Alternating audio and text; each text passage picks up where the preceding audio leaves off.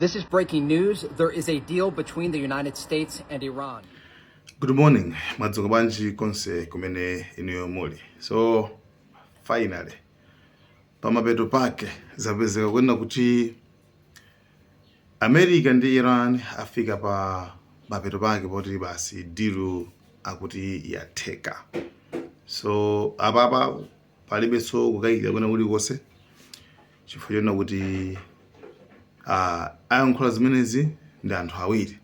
One, a Trump ngakhale kuti umboni wawo sokwanira uli ngati umboni wa munthu oti mutu wake somagwira, komano Prime Minister wa dziko la Pakistan Shehbaz Sharif anayankhula kutsimikiza kuti zatheka ndithu, mokuti anathokoza wina aliyense komanso kupereka ma congratulations, komanso malo ndi kutchulanso.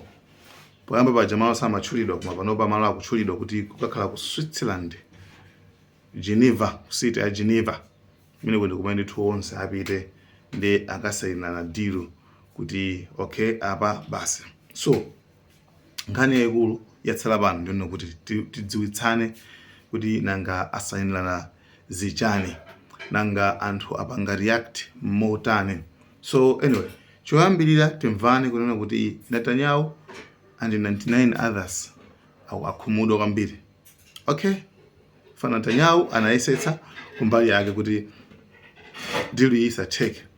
Nkamba kuphulisa Lebanon mene kuchako akuzoza kuti Lebanon ndi red line. Anadziwa zimenezo. Ndana ganiza kuti tiphulise uku tisokoneze zinthu. Komabe a Trump at least finally analengeza kuti ndipempha Iran kuti isabwezere chifukwa tisokonezera zimene tikupanga apasi. So chimunthu chanitopola like zamuvuta tsopano. Netanyahu zamuvuta. Iye afuna azipitilizabe ndi 2. Afuna azipitilizabe nkhondo mangophabe anthu osalako nkumalanda malo. Azipulumuka kuchoka ku ali ndi milandu yoja ya corruption. Sakufuna kuti azekalowa mu court yake. Anyway, nde choyambirira deal sili publicly disclosed. Deal imene asenlana sana yike pamtetete kuti basi tayika pamtetete. No. Deal imene asenlana still yangosungidwabe, komano pali zinthu zingapa zimene zikudziwika kuti zadziwika. One, kuti nkhondo ite basi nkhondo. End of hostilities. Okay? Kusonza kuona kuti mwachidule America ichokeko kuchako. Nanga si ndimene abaya kuzipanga nkhondo. So chizungu changolemekeza kuti basi tisiye both sides siyana kumenyana. Mwachidule America ithamangitsako kuti chokani koni ngati mufuna zinthu zitheke.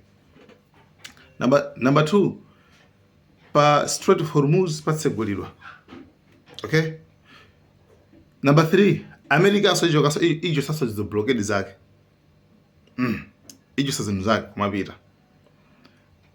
Number 4, ndiye kuti ma sanction Iran yana kuti ife sitizakana nuclear tisaina. Komano anthu pene sakumvetsa ndi apa. Iran yakhale kukamba kunuza kuti ife nuclear sitikuyifuna. Ife nuclear soti ife timafa panga nuclear.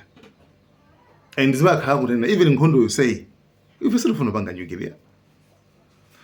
Ndiye pakadali panopo it's like America ndimene avomera kuti yayivomera Iran kuti okay sente samana ija ndimene iyi. Koma sipano Iran simafuna itasaina pokapoka zina zake zitachitika pamene kuti mvana pamenepo. Zimene zikudziwika tukamba zimene zikudziwika. America ikuyenera kulipira ikupanga an freeze. Okay? Chuma chake cha Iran apa sakai $25 billion.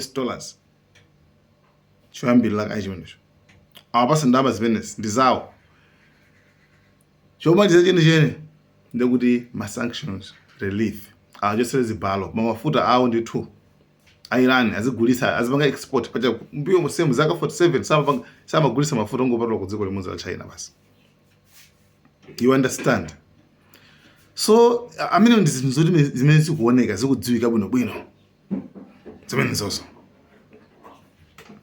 chabwino tipite ku zinthu zimene sizilikiriye pali zinthu sizilikiriye bwino nkhani yake ndikhuza ndi uranium kuti akambirana zotani ku uranium kuti whether amuononga atenga zitani uranium apangana chani uranium.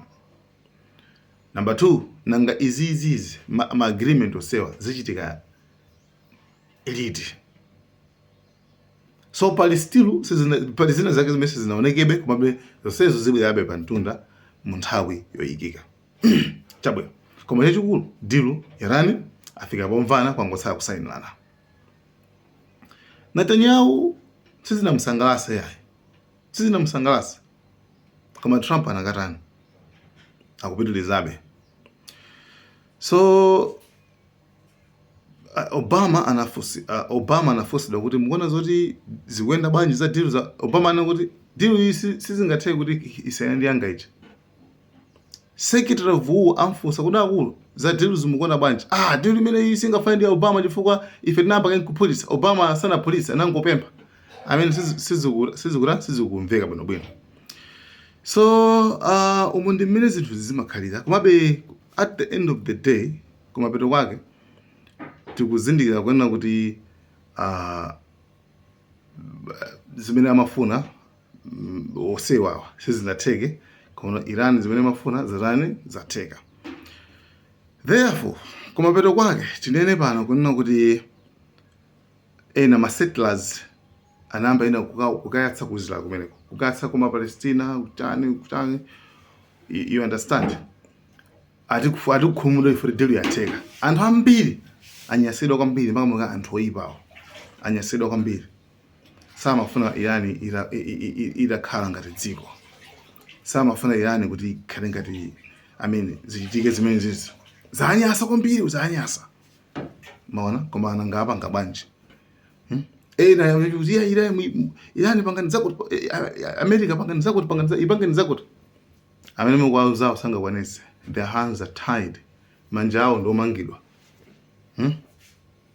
So tione tidikirire kuti at the end kumapeto kwake chinga chitike nchani chifukwa kusaina ako ndi pa 15 June like not 15 sorry like ndi pa 15 koma kusaina ako ndi pa 19 June 16 17 18 19 right.